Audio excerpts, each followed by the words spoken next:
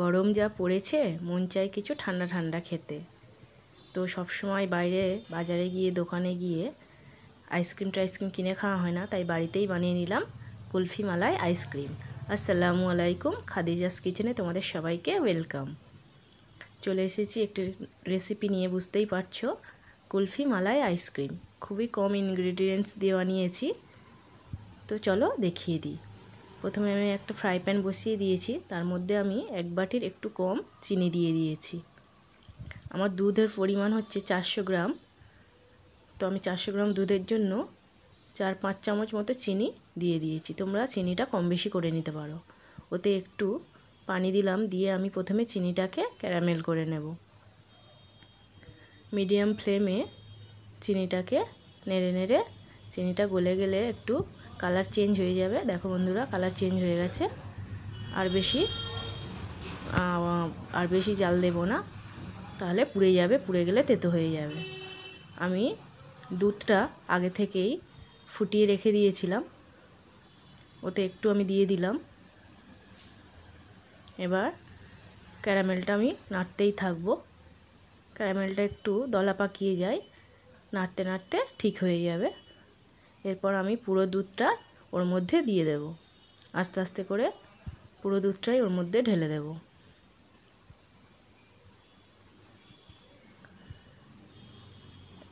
Medium to high ফ্লেমে আমি অনবরত দুধটাকে নাড়তে থাকব।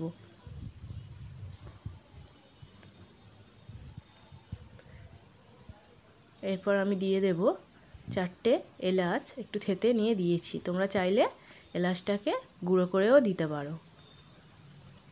দিয়ে আমি দুধটাকে নাড়তে থাকবো। দেখো বন্ধুরা, দুধটা ফুটে উঠেছে। মিডিয়াম ফ্লেমে দুধটাকে ফুটতে দিয়ে আমি এদিকে একটা বাটিতে 1 চামচ কর্নফ্লাওয়ার নিয়ে নিয়েছি, আর একটা বাটিতে আমি কিছুটা দুধ আগে থেকেই রেখে দিয়েছিলাম। কর্নফ্লাওয়ারের মধ্যে দুধটা মিশিয়ে নেব। দুধটা কিন্তু ঠান্ডা দুধে কর্নফ্লাওয়ারটা মেশাতে হবে, গরম দুধে মেশালে হবে না।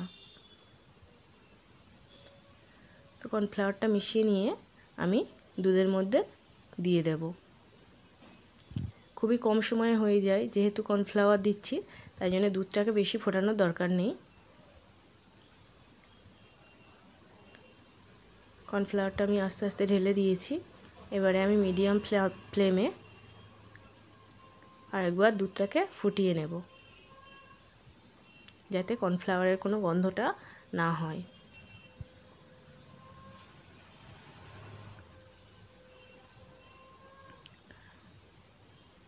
ফুটে উঠেছে দুধটা। এবার আমি ওর মধ্যে কিছু বাদাম কুচি করে রেখেছি, সেই বাদামটা দিয়ে দেব। বাদামটা তোমরা তোমাদের পছন্দ মতো দিতে পারো। আমার এতে কাজু বাদাম আর আমন্ড বাদাম আছে। তোমরা চাইলে পেস্তা বাদামও দিতে পারো, কাঁচা বাদামও দিতে পারো। বাদামটা আমি দিয়ে দিলাম। তো আমার এই রেসিপিটি যদি তোমাদের ভালো লেগে থাকে, তাহলে আমার চ্যানেলটিকে অবশ্যই সাবস্ক্রাইব করে দিও, আর লাইক শেয়ার কমেন্ট করে দিও। তাহলে আমি আরও নতুন নতুন রেসিপি তোমাদের সামনে নিয়ে চলে আসব। দেখো বন্ধুরা, ফুটে উঠেছে। এবার আমি গ্যাস অফ করে দেব। গ্যাস অফ করে দিয়েছি। এবার আমি চামচটা নাড়িয়ে নাড়িয়ে দুধটাকে পুরোপুরি ঠান্ডা করে নেব। এরকম চামচ নাড়িয়ে নাড়িয়ে দুধটাকে পুরো আমি ঠান্ডা করে নিয়েছি। দেখো বন্ধুরা, দুধটা পুরোপুরি ঠান্ডা হয়ে গেছে।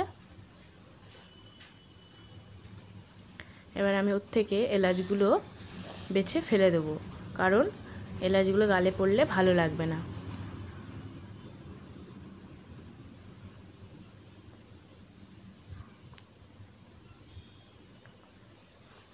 এলাচগুলো আমি ফেলে দিলাম। এবারে আমি, যদি তোমাদের কাছে কোনো মোল্ড না থাকে তাহলে কোনো অসুবিধা নেই, বাজারে 1 টাইম কাপ যে পাওয়া যায় সেগুলোর মধ্যেও তোমরা কুলফি জমাতে পারো। তো আমি 4টে কাপ নিয়ে নিয়েছি, ওর মধ্যে আমি মালাইগুলো ভরে নেব।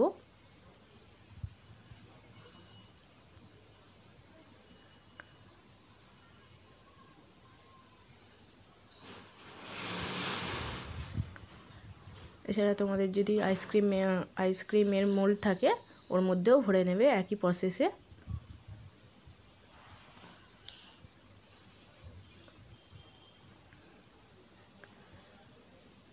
আমি 4টে কাপে ভরে নিয়েছি, আর একটু বেশি হয়েছে তাই আমি একটা প্লাস্টিকের গ্লাস নিয়ে নিয়েছি।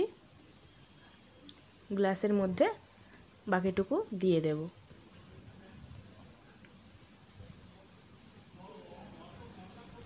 আমার এই রেসিপিটা তোমরা বাড়িতে করে দেখো বন্ধুরা, কুলফি মালাইটি খুবই টেস্টি হয়। তো আমি ভরে নিয়ে 7-8 ঘন্টার জন্য ফ্রিজের মধ্যে দিয়ে দেব। সবথেকে বেশি ভালো হবে সারা রাতের জন্য যদি ফ্রিজে রেখে দেওয়া হয়। তো আমি সারা রাতের জন্য ফ্রিজে রেখে দেব।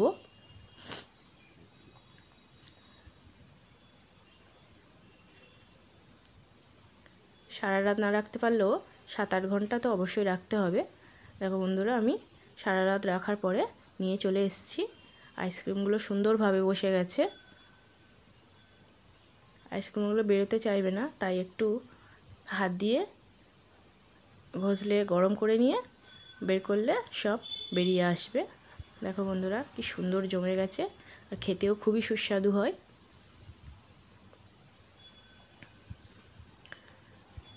বাইরের আইসক্রিম কিনে খাওয়ার থেকে বাড়িতে এরকম বানিয়ে খাবেন বন্ধুরা, খুবই টেস্টি হয়, পুরো বাইরের আইসক্রিমের মতো।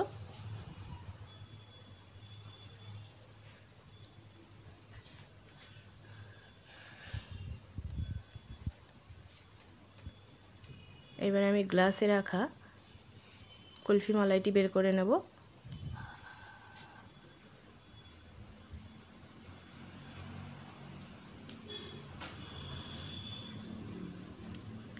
হাত দিয়ে ঘষলে সুন্দরভাবে বেরিয়ে আসবে। দেখো বন্ধুরা, বেরিয়ে এসছে। এবার আমি ওটাকে ছুরি দিয়ে কেটে তোমাদের দেখাবো।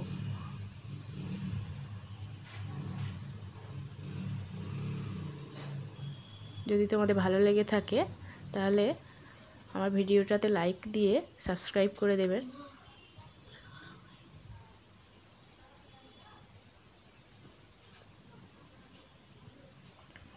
চলে আসবো আরও নতুন নতুন রেসিপি নিয়ে। আমার পাশে থেকো বন্ধুরা। আল্লাহ হাফেজ।